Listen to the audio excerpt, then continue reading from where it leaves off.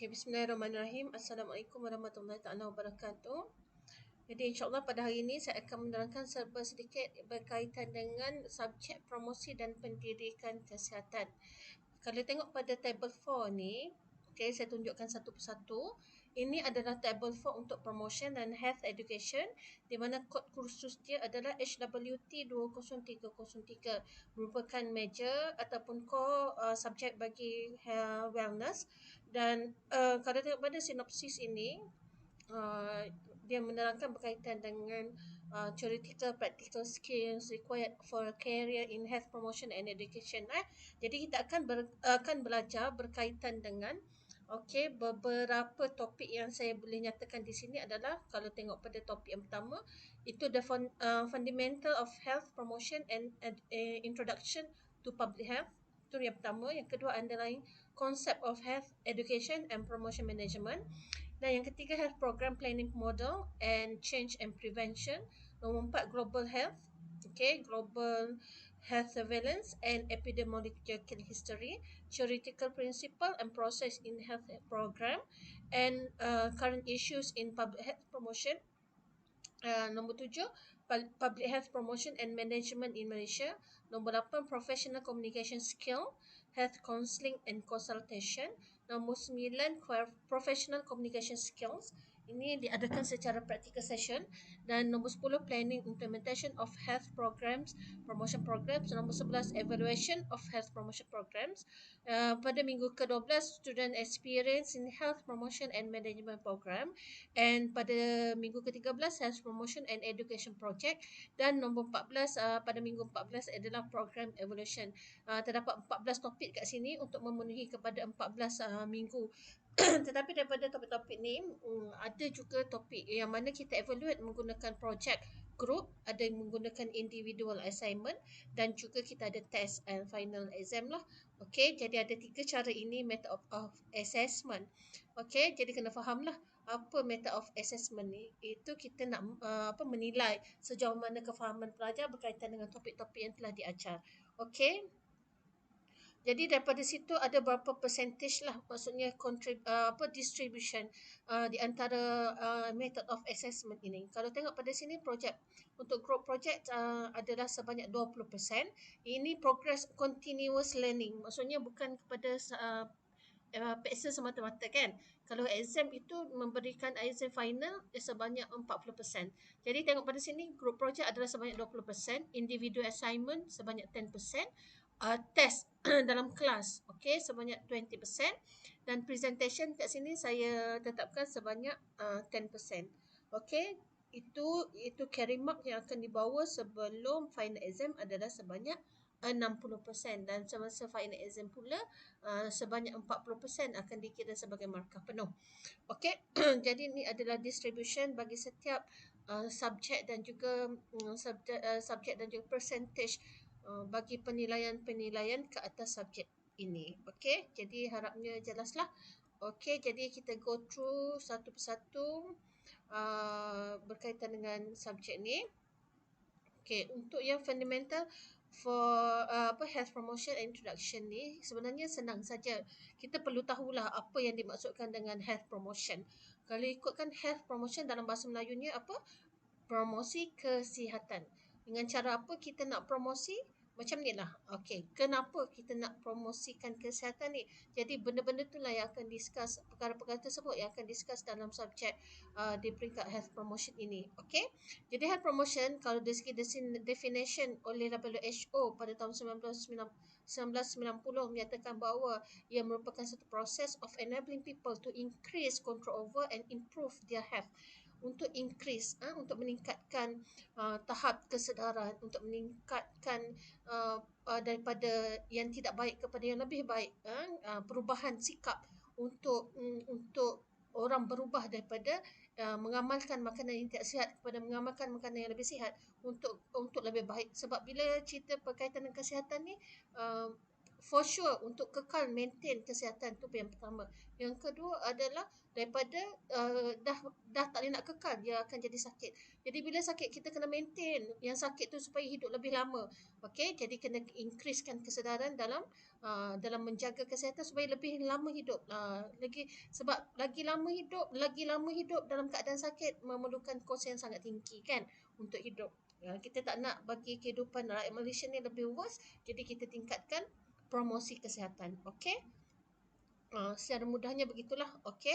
Jadi health promotion any combination melibatkan beberapa kombinasi. Maksudnya bukan setakat mempromosikan kesihatan saja. Jadi dia melibatkan juga education, melibatkan ekonomi, melibatkan juga politik. Termasuklah politik juga, melibatkan organisasi-organisasi tersebut. Sebab dia kenapa? Sebab dia cakupan dia sangat luas. Cakupan dia sangat luas. Dia melibatkan perubahan sikap, melibatkan perubahan sosial atau interaksi di antara komuniti kepada komuniti, dan juga melibatkan kepada environmental changes, perubahan kepada persekitaran, untuk menjadikan satu komuniti itu lebih sihat. Jadi elemen-elemen ini diperlukan dalam promosi kesihatan. Okay, health promotion directed towards action. Okay, jadi determinant of course of health promotion requires a close cooperation daripada sektor-sektor. Betul lah, saya kata perlukan kolaborasi dan juga kerjasama daripada pelbagai sektor. Sektor education, sektor health, kesihatan, sektor dari sudut ahli-ahli parlimen, ahli-ahli politik. Lepas tu kita perlu juga duit kan, bajet, duit, dan kita juga perlukan environment yang melibatkan komuniti-komuniti. Jadi kita kena bekerjasama dengan ketua-ketua komuniti, ketua-ketua masyarakat dan sebagainya. Okey, ni bukan kerja buat seorang-seorang lah. Okey, kalau tengok pada government ni, sebab dia apa? Dia penting sebab dia lah yang merupakan pemegang taruh kepada perubahan polisi-polisi, kepada perubahan peraturan-peraturan. Contoh yang boleh saya bagi kat sini adalah contohnya kita nak mengurangkan kadar orang yang merokok. Jadi apa yang government boleh buat, dia tingkatkan tax, cukai bagi satu rokok. Betul, dia melibatkan apa juga bila government ni, apa peranan government dalam untuk menjaga kesihatan, untuk mempromosikan kesihatan. Contohnya lagi, di kedai-kedai makan kan diletakkan satu signage dilarang merokok. Jika dilarang merokok, kalau merokok apa tindakan yang akan diambil? Kata kena denda RM50,000. Contoh kan. Jadi semua tu melibatkan kepada kerjasama dari segi government. Kalau orang biasa cakap, adakah dia akan jadi okey? For sure lah tak okey kan. Semua orang boleh buat, tapi disebabkan ramai yang tak nak buat, so kita paksa letakkan akta-akta dan juga peraturan. Yang kerja ni adalah kerja siapa? Adalah pemegang taruh ataupun government. Okey. Okay. 5 key principle untuk health promotion ini yang determine oleh WHO. Yang pertama adalah involve population, for sure. Sebab untuk berubah, untuk kita promote kesihatan, kita perlukan kerjasama ataupun involvement daripada populasi. Contoh kita berada sekarang ni di Malaysia, kita memerlukan populasi rakyat-rakyat Malaysia. Kalau misalnya kata kita nak program itu di negeri Kelantan, so population ini adalah rakyat di negeri Kelantan. Okay, sebab dia apa? Sebab kita melibatkan everyday life kan, fokus juga kepada specific disease, yang belum ada disease kita fokus kepada risiko-risiko yang boleh meningkatkan kepada kesihatan, yang boleh meningkatkan pada penyakit-penyakit yang berbahaya. Okay, jadi perkara-perkara itu merupakan prinsip yang pertama. Prinsip yang kedua, promotion ini directed to action. Maksudnya kita promote kesihatan. Okey, kita promote kesihatan, kita educate orang melalui kepada tindakan towards action, tindakan. Okey, sebab kita, contoh dia, misalnya kata kita buat program di sekolah.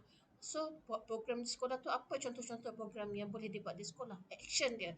Contoh dia kita memberikan ceramah. Yang kedua, kita ambil tinggi berat timbang untuk tahu nutritional status.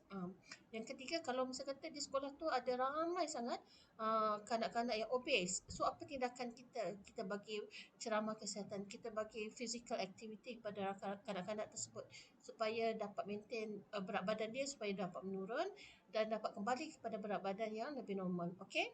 Okey, prinsip yang ketiga combine diverse. Yang ni lah yang kata dia combine include communication, education, legislation, fiscal measure, organization change, community change. Dia melibatkan semua peringkat dan semua pihak dan melalui beberapa methods ataupun approach yang tertentu. Ya approach yang tertentu yang nanti kita akan belajar dalam topik-topik yang seterusnya.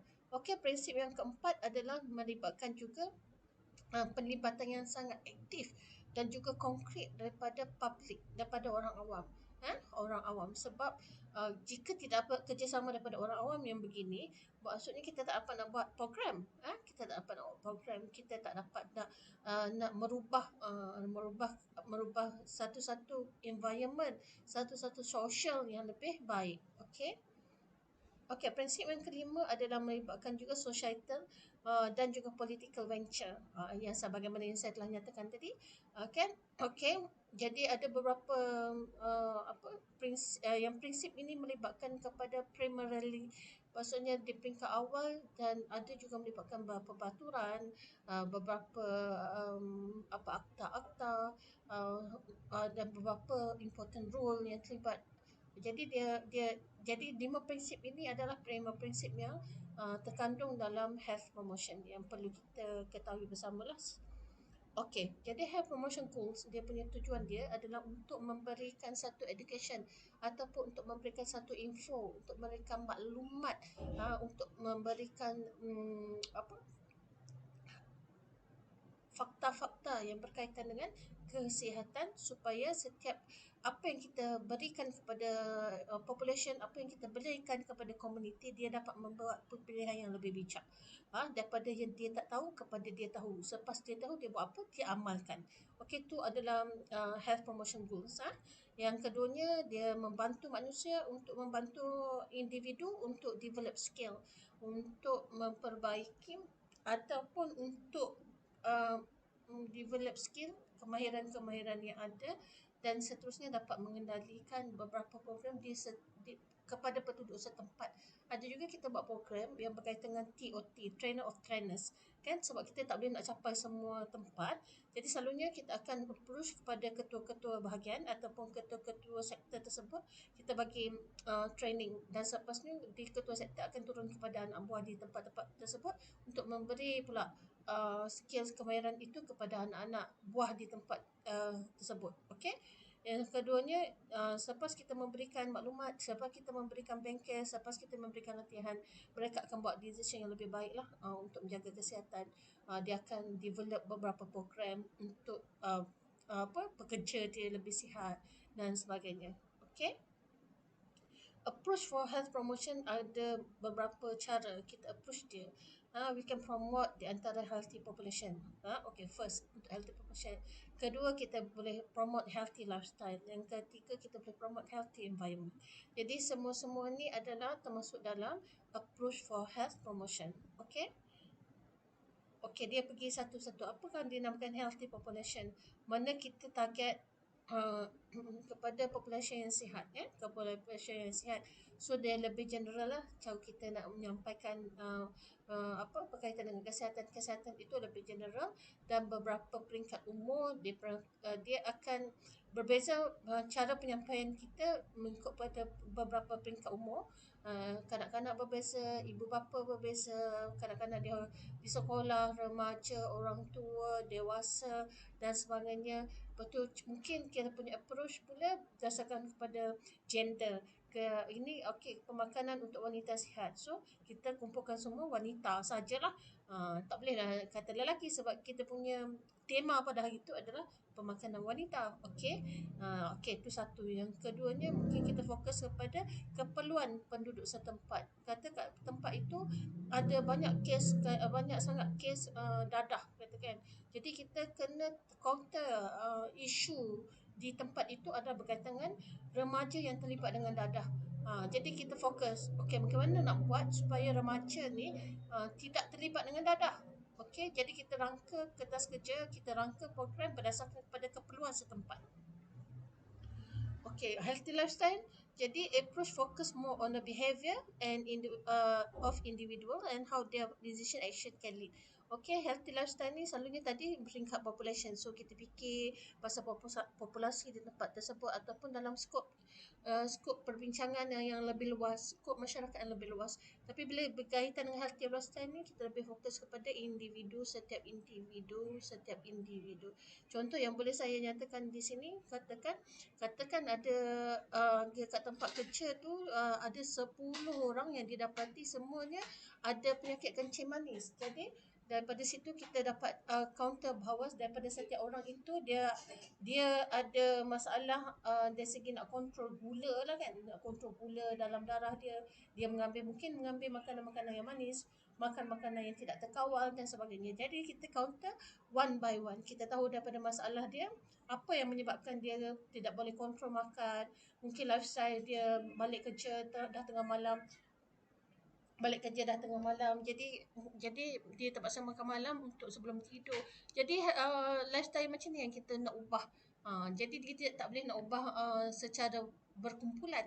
Jadi approach dia kena secara personal. Okay. Okay, bagaimana pula dengan healthy environment? Healthy environment ni selalunya kita create social, economic, environmental condition that are favorable to good health. Environment ni melibatkan kepada banyaklah elemen-elemen, item-item dia, termasuklah pada social, perhubungan antara manusia-manusia, ekonomi, dia melibatkan kepada status ekonomi di tempat-tempat tersebut dan juga beberapa konteks lain lah, di mana kita tidak boleh mengambil memandang ringan lah yang berkaitan dengan healthy environment ini untuk health promotion. Okay. Siapa yang akan promote health kesihatan ni? Dia terbagi kepada dua, individual role dan juga governmental role. Jadi kalau individual role, apa yang kita boleh letak, apa yang kita boleh promote, apa yang berkait dengan individual role ni adalah seperti ini: lifestyle, genetic belief, occupation dan consciousness. Consciousness ni apa yang kita tahap kesedaran. Governmental role, kalau tengok kat sini, dia akan berkait rapat dengan peraturan-peraturan, akta-akta, dan dia boleh bagi bajet, beberapa bajet, duit dan sebagainya lah untuk kita lakukan aktiviti ni. Selalunya bukannya free-free kan, jadi kita perlukan bajet yang tinggi. Kita kena hantar lagi ke atas kerja. Yang meluluskannya adalah government. Okay, dia melibatkan dua role ini. Okay, health promotion strategy, apa yang strategi-strategi yang boleh digunakan untuk health promotion ni? Dia boleh increasekan individual awareness, dia boleh change in lifestyle lah, boleh menukar kan, boleh kan health screening, check up yang saya dah letakkan dalam topik-topik yang seterusnya. Lepas tu early seeking for medical advice. Kalau misalnya kita dapat tahu bahawa kita akan dapat berisiko untuk dapat bronchitis kronik, so kita boleh dapatkan bantuan nasihat ke perubatan daripada pakar perubatan, daripada doktor. Okey, supaya kita tak akan dapat penyakit kronik. Kita hanya berisiko.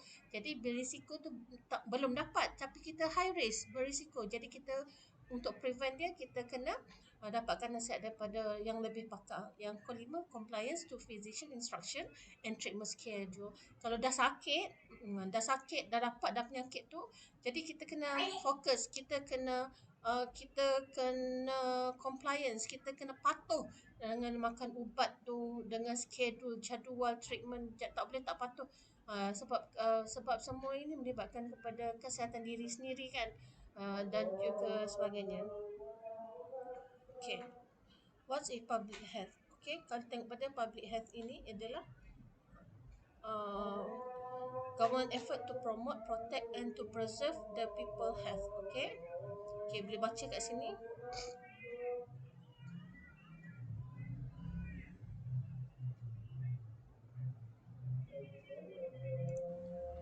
Okey, apa yang public health achievement sebelum ni yang telah dilakukan oleh government, sebenarnya dia dapat buat satu proses program vaccination atau motivation safety, ada safer place, workplace, dan banyak lagi lah. Boleh baca kat sini kan, yang berkaitan dengan ibu pun ada banyak polisi-polisi yang berkaitan dengan family planning dan sebagainya kan. Kalau vaccination ni, kalau you all tahu, vaccination ni sebenarnya ni diberikan secara percuma oleh kerajaan bagi baby-baby yang baru lahir.